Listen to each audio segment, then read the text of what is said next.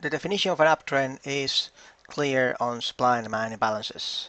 The demand areas are being respected, new demand is being formed, and supply areas are taken out, with an ascending trend line being respected as well. There are a couple of scenarios that we need to take into account in order to validate an uptrend as well, and we will cover these in a while.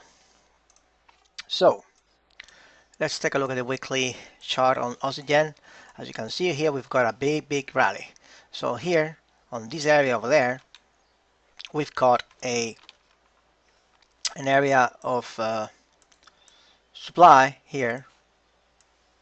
Okay, that was taken out, and an area of supply. And why? Because we did have an ascending trend line over there broken. This one was the area that caused the break of the trend line. That one after the break of the trend line was retested there, and our price rallied.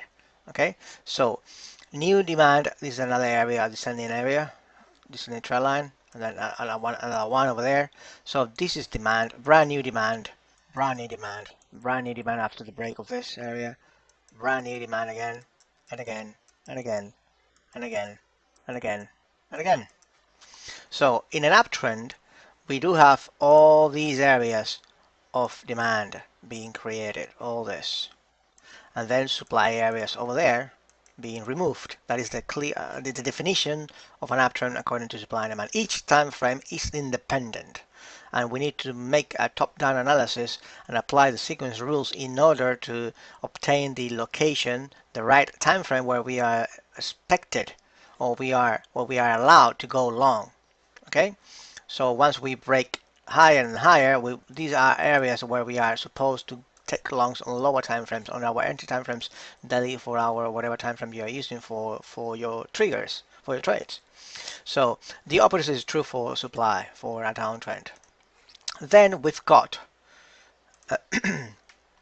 this scenario where a new ascending trend line and one supply is taken out.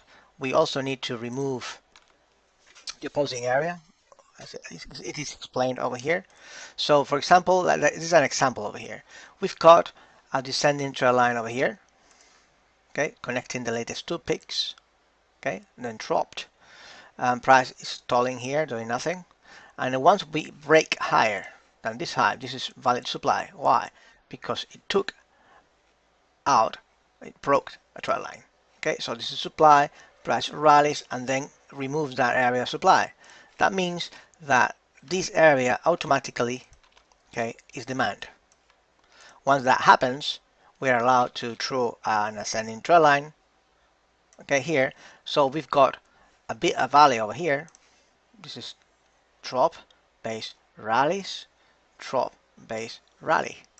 We've got a V shape, a W, and we also need to break higher than this high in order to have a valley, two valleys, a W. Okay, so this is supply at the top. Once we get this area of supply validated after a brand new trend line and the opposing descending trend line broken, then we've got a new uptrend. Okay, as we can see in point number 1. Then we've got another scenario like two supply zones have been taken out without the possibility of drawing a new ascending trend line.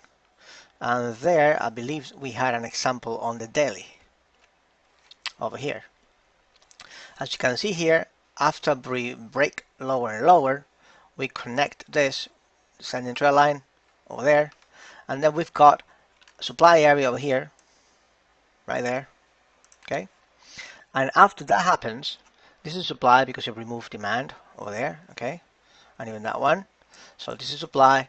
So, but once we have a descending trend line broken and one supply area removed, that doesn't mean we have an uptrend. We just have consolidation. If we have one area of supply taken out, then we have consolidation. If we break the trend line, we've got consolidation. We need not only that, in order to have an uptrend, we need to break the trend line, remove one area of demand, and then at least have the possibility of drawing an ascending trend line or 3 CPs. So after we've removed this area of supply over there, then we've got 1 CP, and another one over here, and another one over there. So the uptrend would be considered once we get higher than this high in this scenario. And this scenario, we comply with a couple of rules, and that means that we don't have the possibility of drawing an ascending trend line until there. So once we remove one area of supply and another area of supply, then we consider automatically that time frame in an uptrend, because we can't. Once two supply zones are taken out, okay, and no possibility of drawing a trend line, that means that we have an uptrend. Okay, there is no possibility to draw a trend line until there, after 3 CPs. Okay, or there, this is a draw base over there, another valley there. Okay, so that would be the trend line after this valley over there. Okay, so these are the small nuances. Okay,